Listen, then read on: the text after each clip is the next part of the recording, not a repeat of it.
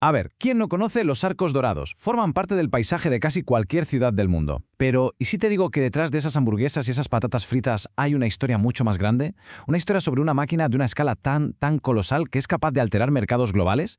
Para entenderla, tenemos que mirar más allá de sus cocinas y centrarnos en una pregunta, en apariencia, muy simple sobre su menú.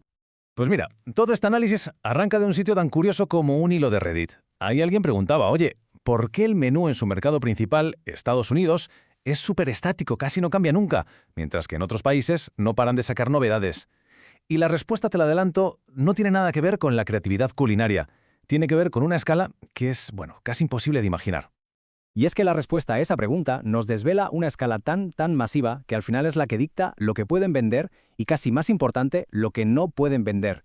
La respuesta corta, la del titular, es esta. McDonald's es sencillamente demasiado grande. Pero claro, ¿qué significa eso de demasiado grande en la vida real, en la práctica? Pues agárrate porque aquí es donde la cosa se pone de verdad interesante. Para que nos hagamos una idea de lo que implica esta escala, vamos a pensar en algo tan normal, tan simple, como un arándano. O sea, vamos a pararnos a pensar en esto un segundo. Si a McDonald's se le ocurra lanzar un producto con arándanos en todo Estados Unidos, necesitaría la producción mundial entera de arándanos. De repente, esa idea abstracta de escala se convierte en una auténtica locura tangible. Y claro, esta capacidad para prácticamente doblar las cadenas de suministro a su voluntad se ve perfectamente en uno de sus productos más famosos y más esquivos, el McRib. Porque su aparición y desaparición, créeme, no es para nada aleatoria. Es un cálculo económico de una precisión, milimétrica. El ciclo es que es fascinante, de verdad. No es que esperen a que la carne de cerdo esté barata, no.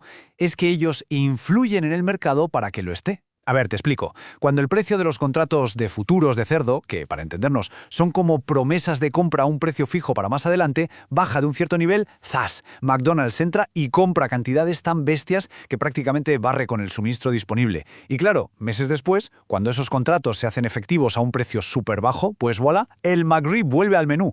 Es una demostración de poder de mercado en estado puro.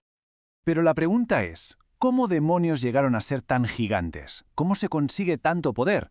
Pues para entender por qué pueden hacer esto con los ingredientes, tenemos que olvidarnos un momento de la comida y empezar a pensar en el suelo que pisan sus restaurantes. Porque la verdadera fuente de su poder esconde un giro de guión brutal. La historia al principio es la que más o menos conocemos, ¿no? El clásico sueño americano, los hermanos McDonald, que crean un sistema de servicio rápido que es una maravilla de la eficiencia. Luego llega Ray Kroc, el vendedor de batidoras, que ve el potencial y quiere expandirlo por todo el país. Pero el momento clave, el que lo cambia absolutamente todo, llega en 1956. Y no es por una hamburguesa nueva, no. Es por un hombre llamado Harry Sonborn. La idea de Sonnenborn fue, sinceramente, un golpe de genio.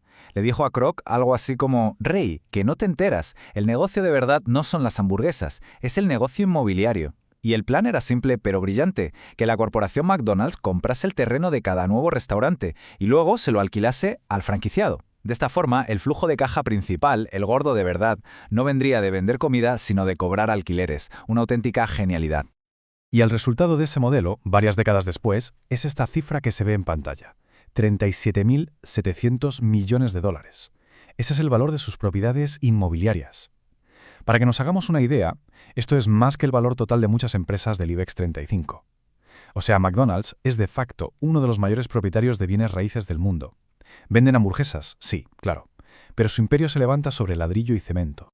Claro, con un poder tan inmenso, tan abrumador, surge inevitablemente la pregunta de la responsabilidad. ¿Cómo gestiona una corporación así su impacto en el mundo? Pues vamos a verlo usando sus propias palabras, directamente. Esta es la narrativa oficial sacada tal cual de su último informe de impacto. La empresa se posiciona como una entidad consciente, con la determinación de ser una fuerza para el bien. Quieren ser parte de la solución a los problemas globales. Pero bueno, como siempre, del dicho al hecho hay que ver los datos. Y para respaldar esa narrativa, el informe nos da datos. Aquí tenemos sus emisiones de gases de efecto invernadero. Y a ver, sí, se ve una reducción en las emisiones de alcance 1 y 2, que para entendernos son las que generan ellos directamente y las de la electricidad que consumen. Pero, el meollo de la cuestión, la inmensa mayoría, más del 99%, son las de alcance 3. Esas vienen de toda su cadena de suministro, de sus proveedores, y ahí, como vemos, la reducción es mucho más modesta. Pero como pasa con cualquier informe corporativo de este calibre, el diablo, como se suele decir, está en los detalles. El contexto es clave. Y ese contexto muchas veces se esconde en la letra pequeña. Así que vamos a fijarnos en 3 puntos, 3 descargos de responsabilidad de ese mismo informe que son cruciales. Primer punto, y es importante. Los datos que acabamos de ver, aunque la empresa dice que son la mejor información que tienen, no han sido auditados por una tercera parte independiente. Ojo, esto no significa que estén mal, pero sí que les falta esa capa de verificación externa que siempre da más confianza. Segundo punto. Cuando la empresa habla de sus objetivos a futuro, de sus ambiciones, como eso de ser una fuerza para el bien, legalmente nos están diciendo que son solo eso, aspiraciones. No son promesas que les obliguen a nada, no son una garantía de que lo vayan a cumplir. Y para mí, este es el más revelador de todos. La empresa aclara que la información de este informe no debe considerarse material desde un punto de vista financiero. ¿Qué significa esto en cristiano? Pues que legalmente nos están diciendo que todos estos datos sobre sostenibilidad, aunque son importantes para la imagen, no deberían ser un factor clave para un inversor. Vamos, que lo financiero y lo social, según ellos, juegan en ligas diferentes. Lo que nos lleva de nuevo a la pregunta del millón. Después de todo este viaje, ¿qué es McDonald's en realidad? ¿Es una cadena de comida rápida? ¿Un imperio inmobiliario? ¿Un gigante que moldea a su antojo las cadenas de suministro globales? ¿O es un ciudadano corporativo que intenta de verdad hacer el bien? Pues la respuesta, quizás, es que es todas esas cosas a la vez. Una entidad complejísima cuya verdadera historia, bueno, está ahí, oculta a plena vista.